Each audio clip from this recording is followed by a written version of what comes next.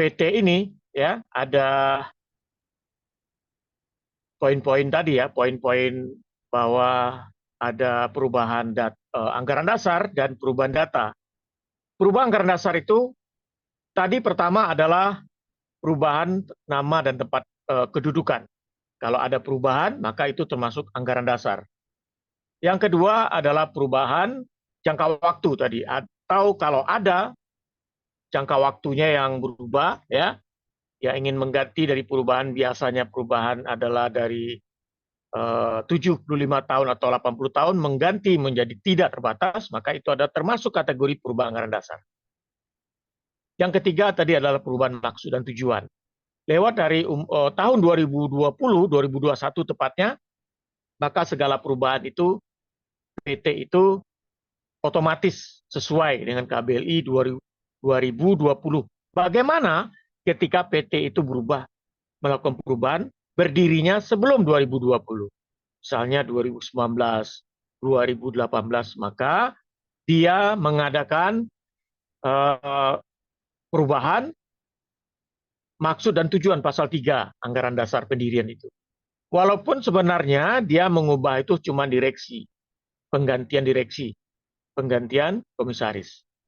Tadi saya pernah menjelaskan bahwa bagaimana ketika si direktur atau komisaris tadi tidak punya saham. Tidak punya saham. Kemudian pemegang saham minimal 2, dalam prakteknya kadang-kadang si pemegang saham tadi meninggal dunia. Lalu dia tidak punya ahli waris misalnya. Ini sering terjadi dalam praktek. Atau si pemegang saham tadi, ya, yang satu kan 2 ya. Yang satu yang meninggal, tidak ada ahli waris. Yang kedua bukan meninggal, tapi tidak ada lagi, tidak diketahui keberadaannya. Misalnya dia menghilang tanpa kabar, tidak ada kuasa, ada ahli warisnya, ditanya ke keluarganya, ke istrinya, tapi tidak ada kabar. Handphone, ponselnya juga tidak bisa dihubungi, jadi hilang. Sudah diupayakan lapor kepada kepolisian, pihak berwajib, dia tidak ditemukan. Sedangkan kedua-duanya itu adalah pemegang saham, kunci dari sebuah PT. Bagaimana ketika PT itu ada direksi, ada komisaris, pemegang saham? Ternyata pemegang saham itu kasusnya seperti itu.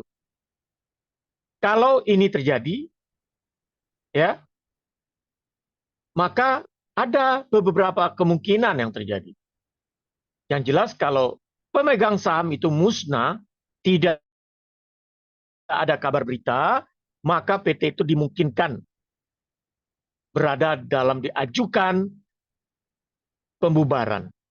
Direksi ada, komisaris ada, tapi pemegang saham nggak ada lagi keberadaan.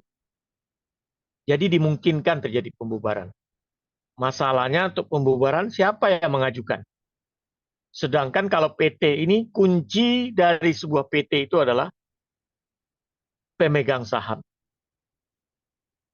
Sehingga diajukan, biasanya diajukan gugatan ke pengadilan negeri oleh pihak ketiga, maka dimungkinkan pembubaran dilakukan, maka likuidator yang ditunjuk oleh pengadilan, ketua pengadilan untuk mengambil alih PT tersebut dalam upaya pembubaran.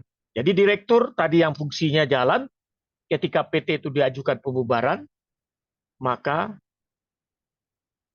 semua kegiatan proses pembubaran itu ada dilakukan oleh likuidator.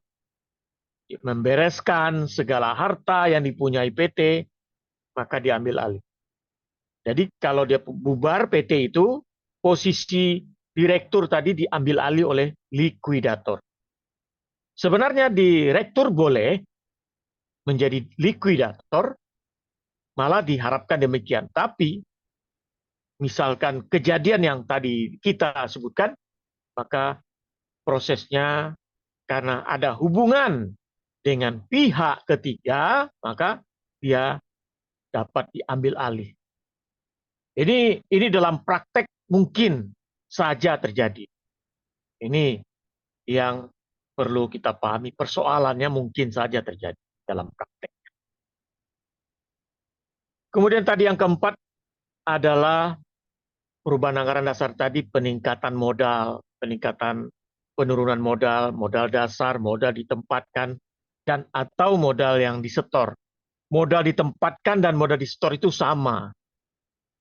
Ya, sama-sama 25% dari modal dasar seluruhan. Paling minimal, boleh lebih.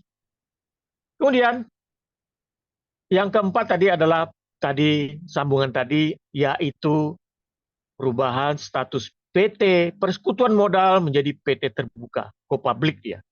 Maka itu termasuk kategori perubahan anggaran dasar. Ya.